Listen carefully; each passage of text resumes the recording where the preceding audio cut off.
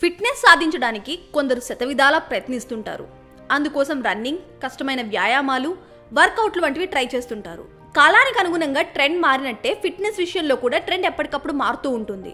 ప్రస్తుతం dumbbells, treadmills వంటి పరికరాలు అందుబాటులోకి వచ్చాయి. దీంతో మనకు కావాల్సిన వ్యాయామాలను ఒక రూమ్ లో ఉండి చేసేసుకుంటున్నాం. అలాంటి పరికరాలలో ఒకటి రెసిస్టెన్స్ బ్యాండ్. ప్రస్తుతం యువత ఈ రెసిస్టెన్స్ బ్యాండ్ తోనే ఎక్కువ చెమటోడుస్తుంది. కానీ వీటిని కనిపెట్టింది మాత్రం ఇందుకు కాదు.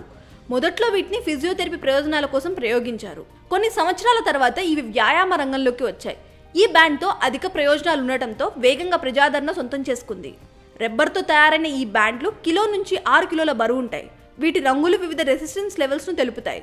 అప్పుడప్పుడే వ్యాయామాలు ప్రారంభించేవారు ఎరుపు రంగు బ్యాండ్తో ప్రారంభించాలి. నీలం రంగు బ్యాండ్ అత్యంత కఠినమైన లెవెల్. వీటి మధ్యలో వరుసగా నలుపు, ఊదా, పచ్చ రంగు బ్యాండ్లు ఉంటాయి. ఈ బ్యాండ్లను క్యారీ చేయడం చాలా సులువు. మనం ఎక్కడికి వెళ్ళినా వీటిని బ్యాగ్లో తీసుకెళ్లొచ్చు.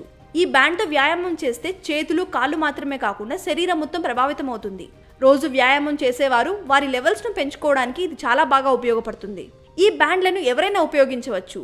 గాయాల నుంచి కోలుకోవడానికి ప్రయత్నిస్తున్న వారికి కూడా ఇది చాలా హెల్ప్ అవుతుంది. రెసిస్టెన్స్ బ్యాండ్ ఉపయోగించి వివిధ వ్యాయామాలు చేయడం వల్ల శరీర భాగాలు, కండరాలు బలంగా తయారవుతాయి. కొవ్వు తగ్గిపోవడమే కాకుండా పలు నొప్పుల నుంచి ఉపశమనం కూడా పొందవచ్చు.